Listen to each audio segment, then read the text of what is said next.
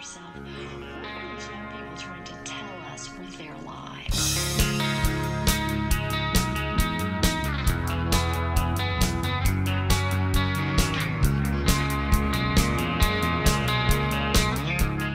Joanna, we've talked about gearing, but one of the things that always terrifies a lot of people is actually changing that rear tire and then changing the rear wheel, because you have to, you know, get your hands dirty. Yeah. So show us how to properly... We have the luxury of doing this in a spot where I can use gloves. And I highly recommend gloves for any bike maintenance that you're doing.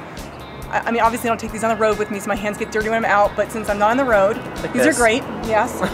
And I use these when I pack my bike and if I'm cleaning my chain or changing the tire or... giving examinations. Yeah, well, okay. You are a doctor. I am, but not that kind. So, the easiest way to do this is, first of all, what you want to do is you want to put the chain in the lowest gear. Okay. Why is that? Why is that? Because it's easier to take it off that way and the chain doesn't get stuck. I've always wondered about that. I'm never sure if it's in the biggest or the lowest, and inevitably I put it in the biggest, you want to put it in the lowest, and there's less stretch on the chain that way as well. Okay, so we've shifted down, and now we've got it in the lowest here, and we've got it in the small ring, because now we've got, it's just easier to put on that way. Okay. Okay, so then we undo the skewer.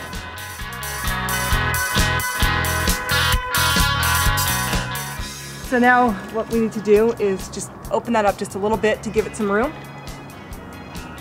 And the tires off, voila. the wheels off. But notice too, all bikes are not going to be that way. Mine has... Yeah, I don't have a rear dropout. Mine has a rear dropout, so it's a little trickier because you're going to have to... All right, we'll do that next. Pull the wheel we'll show that next. All right, so now you've changed the tire. Let's pretend now we're going to put this back on. Yep.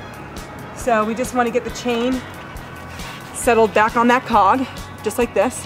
So you put on the smallest one. Put on the smallest one because that's where we had put it before we took it off. Yep. Then you just push that down, and it just goes right back in. Wow, you make it look easy.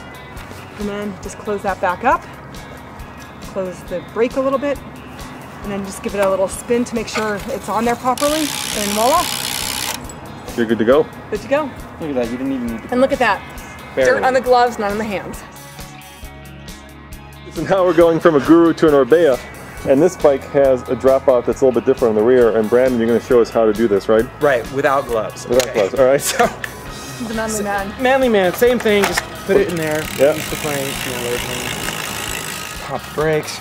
Mine's a little trickier because you're going to get your hands a little greasier with mine, because there's just a horizontal dropout here. Yeah, see, hers came out that way, mine comes out this way.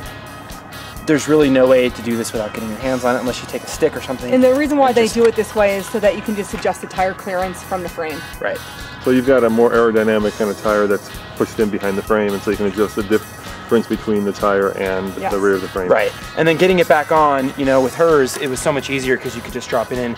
You do have to grab the chain and pull it around and just stick it in on there. So you pulled it from in front of the derailleur and put it on that lowest, smallest gear. Yeah, just pull it back, stick it on, and then you can line it up and then just pull it back.